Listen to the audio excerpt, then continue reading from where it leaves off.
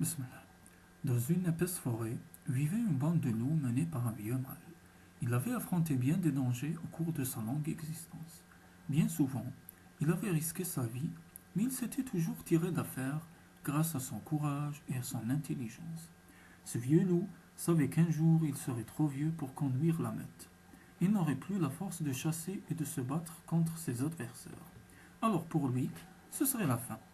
Cependant, il continuait de courir utilisant sa ruse pour dénicher le gibier et ramener encore assez de nourriture pour sa bande. Mais cet hiver-là, il fit si froid qu'il était presque impossible de chasser, et la nourriture se fit de plus en plus rare. Pour la première fois, il vit du mépris et même de la haine dans les yeux des autres loups. Les jeunes n'avaient plus peur de lui, car ils voyaient qu'il devenait vieux et bientôt il lui faudrait les affronter. Alors un soir, il attendit la nuit pour s'éloigner discrètement de la meute et s'enfonça seul dans la forêt.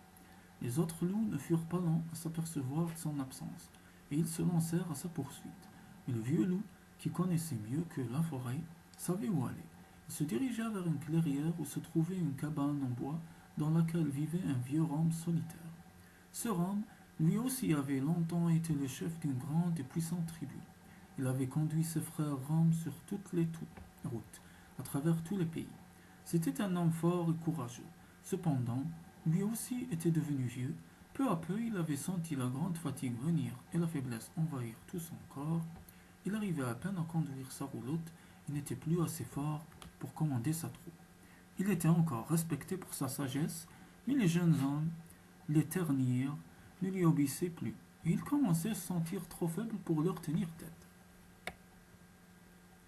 Un jour, c'était en hiver, le campagnard campait près d'un village à l'orée d'un bois.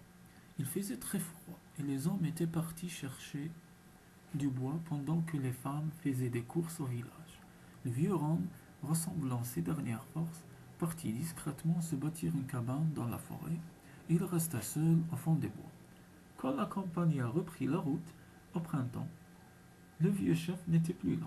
Les Roms l'avaient cherché mais ne l'avaient pas trouvé.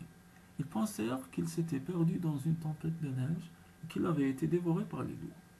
Depuis ce jour, le vieux Rome vivait seul au fond des bois, se nourrissant d'un peu de chasse et de baies sauvages. Il connaissait tous les animaux de la forêt et ne craignait rien. Aussi, quand une nuit il entendit le cri du loup errant, il n'eut pas peur. Il alluma une torche et ouvrit sa porte. Devant lui se trouvait le vieux loup qui le regardait comme pour lui demander son aide. Plus loin, derrière les arbres, il pouvait distinguer la meute prête à attaquer.